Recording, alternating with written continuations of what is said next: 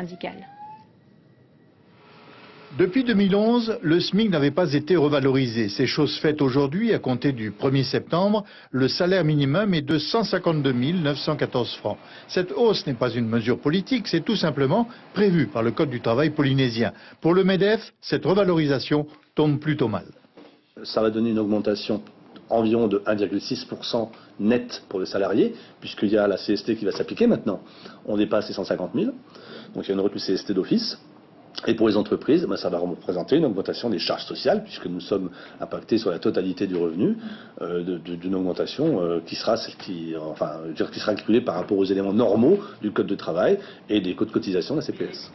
Mais au-delà du SMIC, l'urgence pour le patronat, c'est surtout la renégociation du Code du travail. Nous sommes toujours sur ces positions, et c'est encore une fois un exemple qui démontre bien qu'il y a urgence à rediscuter le Code du travail polynésien qui n'est plus adapté. Sur bien des domaines, au niveau économique, au niveau des emplois, il faut revoir ce code.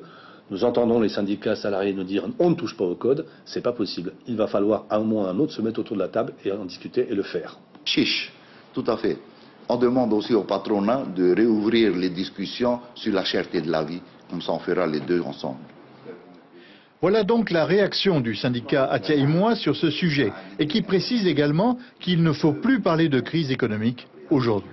Moi, la crise, elle date de 2008. Et aujourd'hui, on est en 2014. La crise, elle va s'arrêter quand? Est-ce que quelqu'un peut me le dire? Mais seulement le problème, c'est qu'aujourd'hui, nous, au niveau de Atiaïmois, nous demandons à ce que le SMIC, et non plus le SMIG, soit mis en place.